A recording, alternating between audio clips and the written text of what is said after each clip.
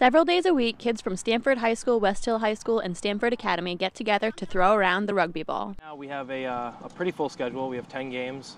We practice from March all the way to June, and we practice 4 days a week, 2 hours a day, and it's a pretty big commitment for these kids, even though it's not really a varsity sport for them. They're not getting any credits or anything like that. It's just come as you want to come.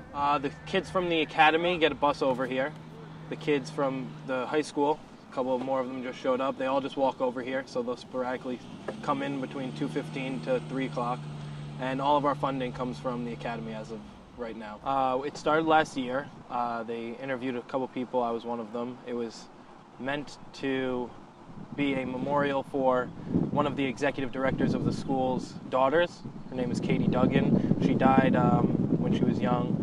She was a college rugby player, and he thought that this was the best way to have her legacy live on through the school. The sport is lesser known in the United States as opposed to other countries, but as Gianchetta says, it's the father of our beloved football. So rugby is the father of football. It's the child of soccer.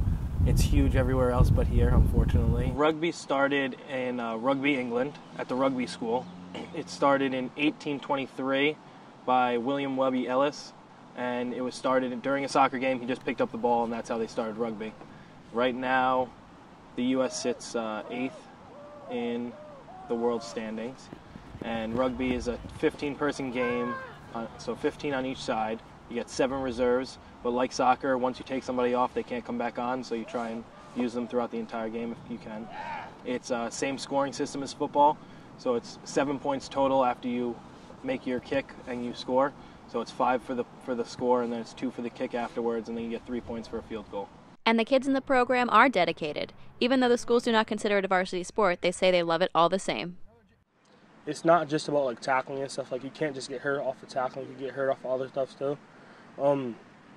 It's not that hard to do. Like once you get to play it, it's really easy. It's fun. Some people I know from school, some I didn't know at all, and it's pretty cool because since it's not really big, it brings other people from all over from Stanford. So I've learned the position to play, learned more about tackling people, and I joined because my friend, he just was asking me to join the whole year, and I just finally said yeah.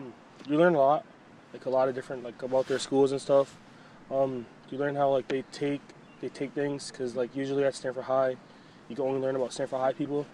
So like you learn about other programs and stuff too. It's more like interactive, and like you need to know what's going on at all times, or else you can easily mess up and lose the ball. I mean, it's more like an improv type of thing. It's not play by play. You do what you have to do to make the try, and you don't stop. There's no stopping unless there's a penalty or some sort. The team is open to all Stanford teens under 19, and if you're interested, please contact Frank Gianchetta at fgianchetta@yahoo.com.